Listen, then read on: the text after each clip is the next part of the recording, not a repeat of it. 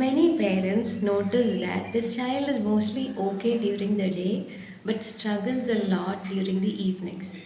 This happens often after schools, outings, or busy days.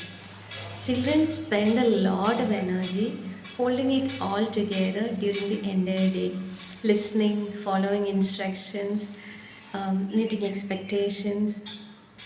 So by evening, their energy is low and their system is tired. So, what appears like a sudden bad behavior is a child who has reached their limit. So, in the evenings, expect a little less from your child than you do earlier in the days. Evening meltdowns are mostly about tiredness and not behavior. When we think of meltdowns, we often think crying. But meltdowns don't always look like tears. They can look like shouting, throwing things, refusing small requests, sudden anger, out of control silliness, becoming clingy. These are all different ways in which children release overwhelm.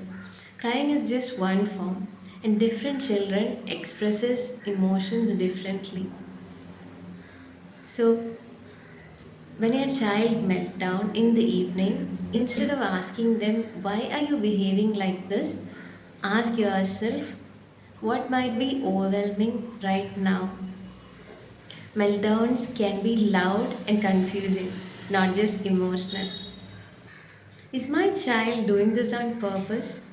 This is a very common worry.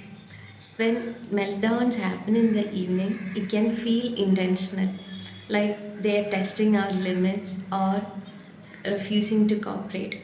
But most often, it's not deliberate. A tired nervous system cannot regulate itself. When the energy drops, self control drops too. So, most often, what you're seeing is not a choice, it is a child with very little capacity left.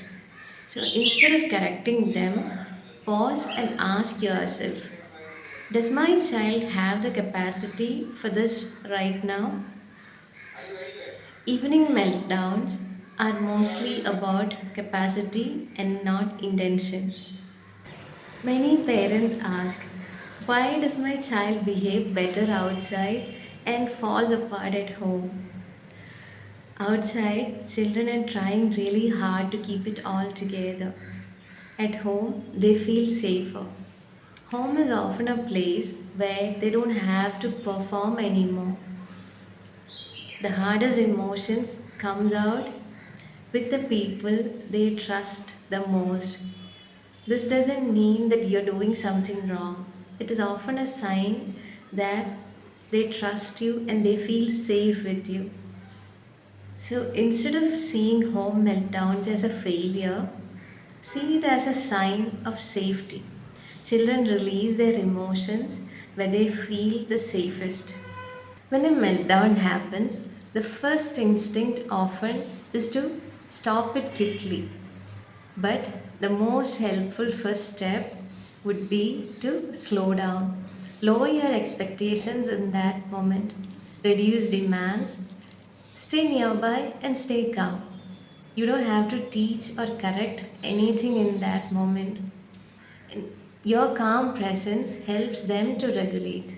And once they are regulated, cooperation becomes easier. So instead of trying to correct the behavior, focus on calming the moment first.